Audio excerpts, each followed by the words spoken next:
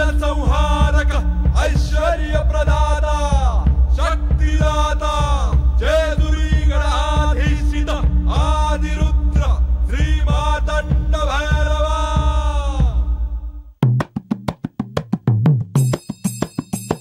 जय देवा जय देवा जय देवा जय देवा जय देवा जय शिव मातंडा।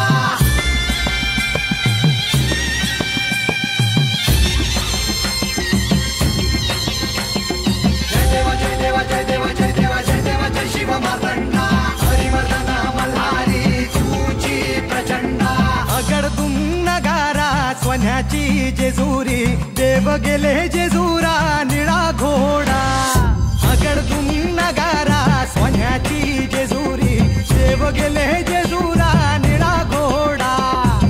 पाव में तोडा कमरी कर पटा बिगिर मस्तकी तुरा। खोबऱ्याचा कुटका भंडाऱ्याचा भडका बोल अहंकारा सदानंदाचा येळको।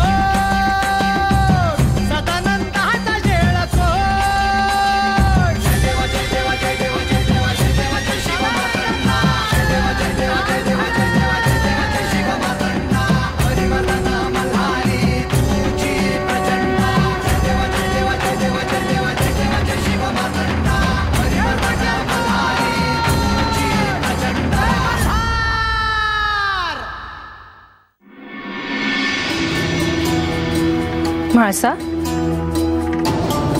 अजून काही कळलं का? कशाबद्दल? त्या बानूचे वडील येणार आहेत त्याबद्दल। आता अजून काय कळायचं शिल्लक आहे म्हाळसा? आता तू काय करतेस हे महत्वाचं आहे। तोच विचार करते आहे मी। काय करू? एक एक करता तिची सगळी माणसं इथे येऊन राहू नयेत म्हणजे झालं काय ना म्हाळसा? तिच्या बाजूने बोलणारी माणसं वाढतील आणि तू एकटी पडशील।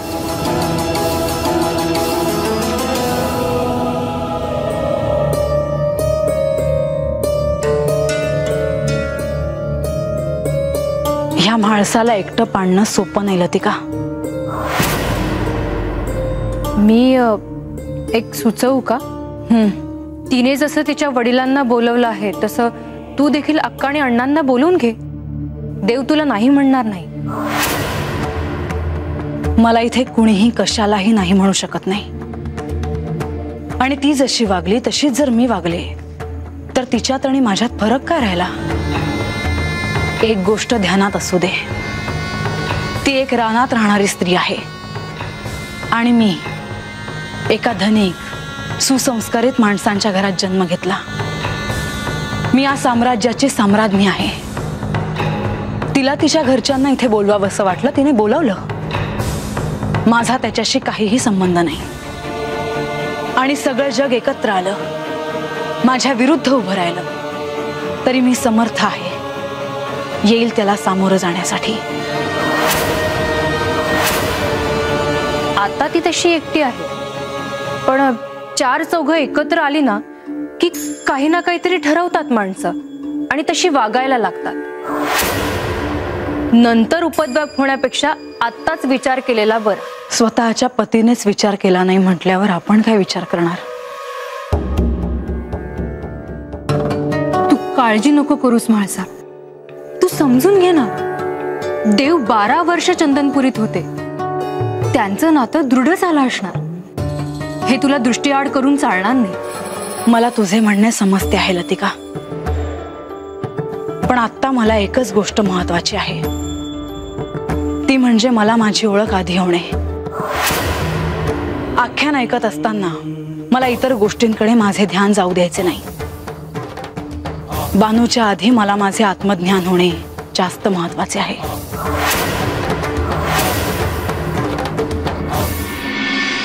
बानू श्री खंडेरायांची विवाह करून जेजुरीला गेली खरी, पण एक आई म्हणून मला सतत तिची काळजी वाटते। जेजुरीत गेल्यावर म्हाळसा देवी तिचा स्वीकार करणार नाहीत हे मी जाणते। आजवर माझ्या मुलीने काय काय नाही सोसले, यांनी तिचा वध करायची आज्ञा दिली।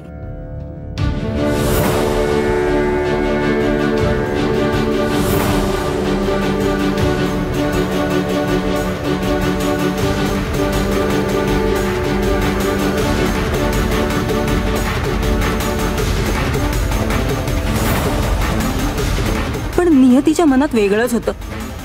रानातल्या त्या भल्या माणसामुळे तिला जीवनदान मिळालं.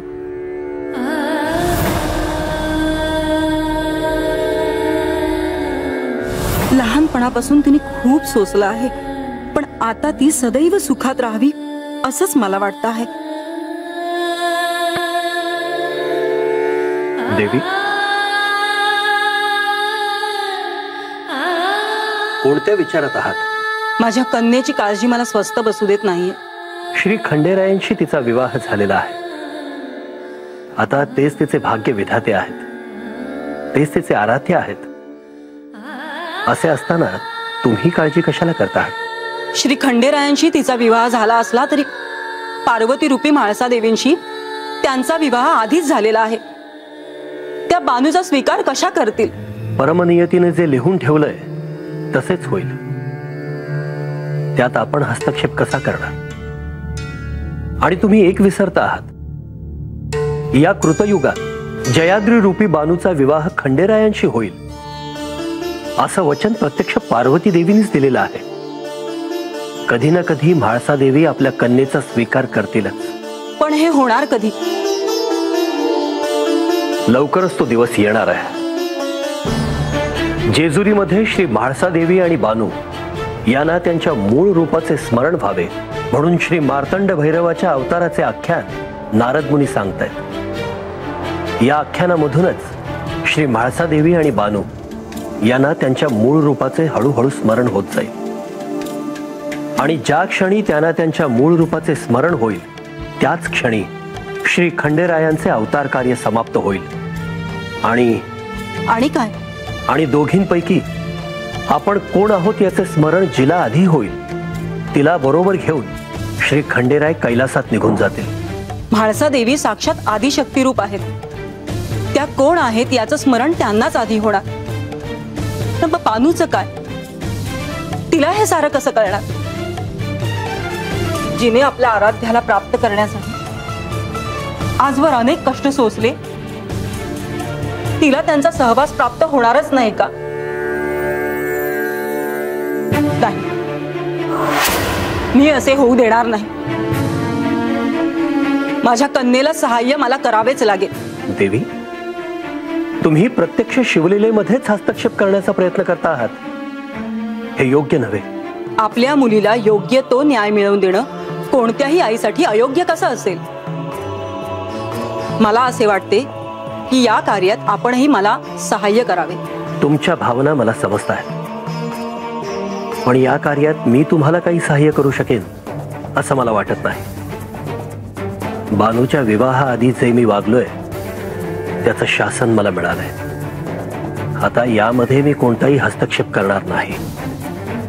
आणि तुम्ही देखील हा विचार सोडून द्यावा असंच मी सांगेन.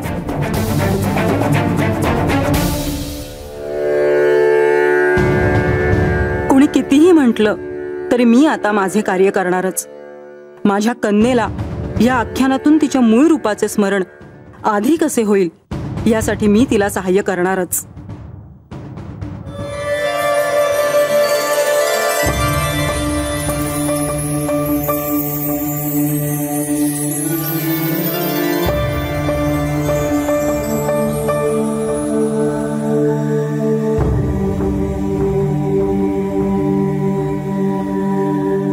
देवी, आपण कोण आहोत ह्याची ह्या गडावर अजून कुणालाही कल्पना नाही.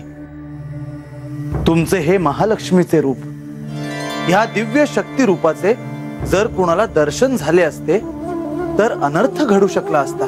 ते मी जाणते, परंतु आता ध्यानस्थ असताना मला जी गोष्ट कळली आहे ती जर घडली तर खरोखरच बिकट परिस्थिती उद्भवेल. असे नक्की घडले तरी काय देवी, ज्यामुळे तुम्ही अशा चिंताग्रस्त दिसता आहात? स्वर्गात देवेंद्र आणि शची ह्या दोघांमध्ये जे बोलणं सुरू होतं ते ध्यानमग्न असताना मला समजलं.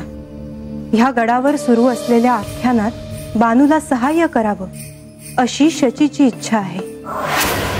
परिस्थिती गंभीर होण्याआधी आपण श्री खंडेरायांना ह्याबाबत सांगावं असं मला वाटतं. नको देवी, श्री खंडेरायांना अजून काळजीत पाडायला नको. परंतु मला म्हाळसा देवींची काळजी आहे. जर हे घडलं तर म्हाळसा देवी त्याला कसं सामोरं जातील हा विचार मला अस्वस्थ करतो. तुम्ही निश्चिंत राहा देवी. आख्यानाच्या निमित्ताने गडावर श्री गणेश यांचा निवास आहे. ते कोणतेही विघ्न येऊच देणार नाही. तसं झालं तर उत्तमच आहे. म्हणजे आता बा आला ना का त्याला मी रोज माझ्या हातनं खायला करून घालणार आहे बघ. आणि अगं तो यायच्या अगोदर बंडोबासनी सांगून समजा वाडा सारवून घ्यायचा आहे का आपणच करायचं समजा. कशाला उगा बंडोबासनी सांगायचं हा. म्हणजे अगं मी काय म्हणतीय आणि तुझं ध्यान कुठं आहे म्हणायचं. आजा येणार म्हणल्यावर किती आनंदात दिसतेस ग बानू तू. अशीच हसत राहा बघ. होय ग म्हणजे मला तर कवा धरणं वाटत होतं का बाण हे आख्यान ऐकावं आणि आता तसंच होतंय म्हणल्यावर. पण आता तर आख्यानामंदी देवांच्या अवताराची गोष्ट सांगणार आहेत महाराज. अगं ज्या दिवशी महाराज देवांच्या अवताराची गोष्ट सांगणार आहेत त्या दिवशी मी देवांच्या पायावर बेलाची पानं वाहणार आहे. असं करू नगस तू नाहीतर म्हाळसाताईंचा रागराग व्हायचा. झाला तर होऊ दे पर मी आता मागं फिरणार नाही. मी ह्यांची पूजा करणारच. आख्यान सुरू होई पतूर मी ह्यांच्या पायावर बेलाची पानं वाहणारच.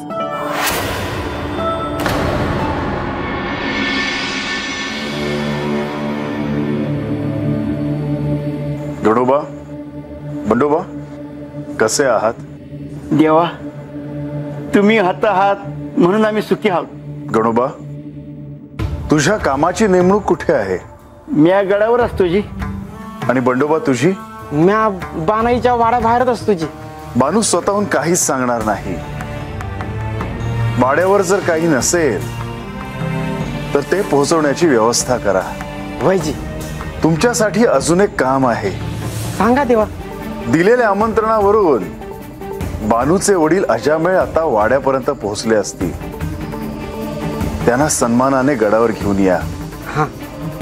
इथे यायला जर त्यांना काही संकोच वाटला तर त्यांना सांगा की मी बोलवलं आहे त्यांना. वैजी आता जातो आणि त्यासनी घेऊन येतो जी. त्यांना सांगा की ह्यावेळी मी स्वतः त्यांच्या स्वागतासाठी उभा आहे. वैजी या आता.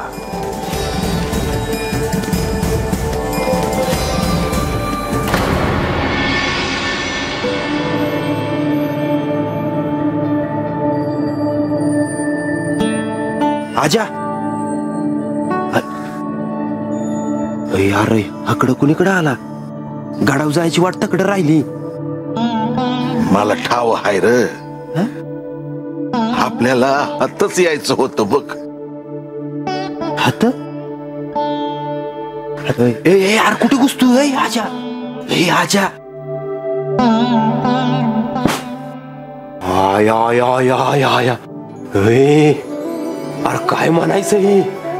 हा वाडा म्हणायचा का राजवाडा. आजा मला असं वाटतंय तू आज चुकून हाता आला असशील. वाडा लय भल्या मोठ्या माणसाचा दिसतोय बर का. उग कोण काहीतरी बोलायचं चल बाबा हितनं. ए रंग्या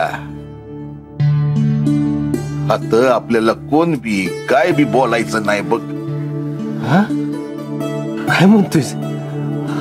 मग चालेल. काय रे वाडा कुणाचा असेल बरं.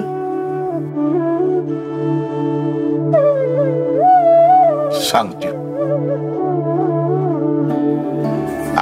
कोणी हाय का वाड्यामध्ये.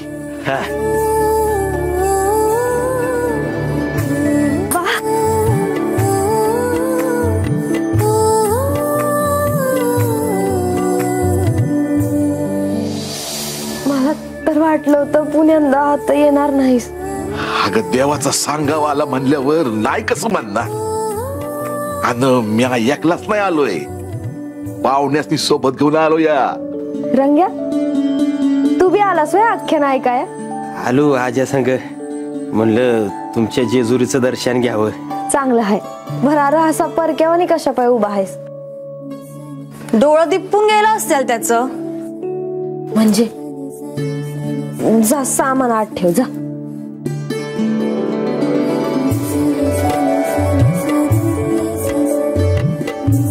वा वाटत तुला काही त्रास तर नाही ना झाला? अगं नाही ग, देवाचा सांगवा आला आणि लागलीच निघालो बघ. आणि संगतीला रंग्या बी होता. मला म्हणलं की देवाचं दर्शन घ्यायचं आहे. बरं झालं आलास तू बासंग रंग्या. आता आपल्या माणसासाठी कराय ना गोय. काय म्हण बानू, वाडा बाकी मोठा बांधलाय बर काय. आता काय, आता राहायला लागल्यावर म्हणल्यावर आपल्या वस्तीवर तुला करमायचं नाही का नाही? अरे असं कसं? अरे शेवटी आपली माणसं ती आपलीच माणसं. त्यासनी कशी इसरण म्या. आणि म्या हात असले तरी समन्यांची आठवण येते बघ मला. हीच माझ्या ध्यानात ये ना. काय म्हणजे गाडाची वाट सोडून हाज्या कुठेतरी आड वाट्यालाच निघाला. मी आपलं त्याच्या माग माग थांबवाय आलो. म्हटलं व कुणाच्या तरी वाड्यात घुसायचं आलं, कोण बोलायचं आहे का नाही. पण नाही, गडी आपला तारा तारा निघाला वाड्याकडे. नाही पर आता माझ्या ध्यानात आले. वा वा, काय ग देव कुठे दिसत नाही?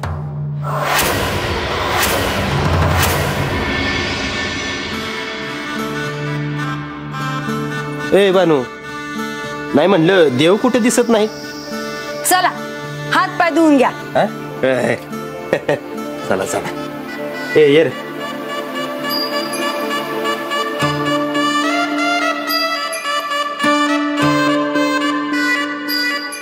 आजा, अरे इकडे बाबा चल.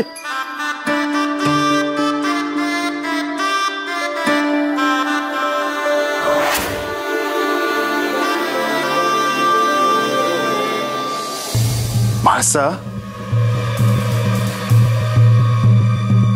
म्हाळसा.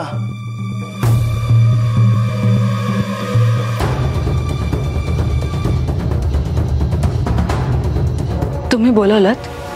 होय. आज तुझा दिनक्रम काय आहे? मी नेहमीप्रमाणे गडावरच आहे. पण तुम्ही असं का विचारता आहात? तुम्ही याआधी मला असं कधी विचारलं नाही. माझी एक इच्छा आहे, ती तू पूर्ण करणार का? तुम्ही काय ते सांगत का नाही? तुला मी एक अन्नपूर्णेचा घट दिला होता, तो तू कुठे ठेवलायस? तो सुरक्षित आहे माझ्याकडे. आज तो घट पुन्हा काढून पाकगृहात येशील का? आज तुम्हाला विशेष भोजन करण्याची इच्छा आहे का? नाही, पण आज माझा एक प्रिय भक्त येणार आहे. कोण आहे तो भक्त? मी त्याची आणि तुझी भेट घडवीन. तुम्ही सांगितलं तेव्हा मी अतिथींच्या भोजनाची व्यवस्था करेन आणि मी स्वतः त्यांना भोजन वाढेन. पण अतिथी कोण आहेत हे मला कळायला हवं. तू वचन दे की तू तुझे शब्द मागे घेणार नाहीस. मी वचन देते की येणाऱ्या अतिथींसाठी मी अन्नपूर्णेचा घट घेऊन येईन आणि त्यांना इच्छित भोजन स्वतः वाढेन. आज बानूचे वडील अजामेळ यांना भोजनाला बोलवलं आहे.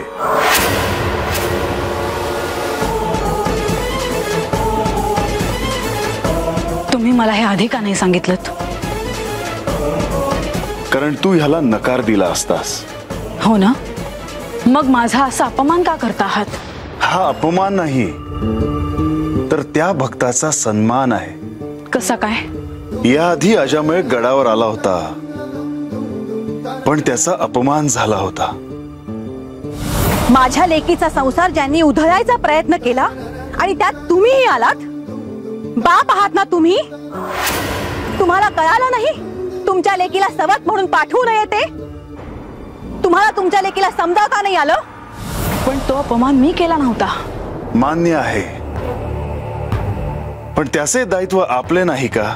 ही त्याची परतफेड आहे. तर परतफेड नाही, तर त्यावेळी आपण जे कर्म केले होते त्याविषयी क्षमाभाव मनात ठेवून हे कर्म करण्याचा हा क्षण आहे.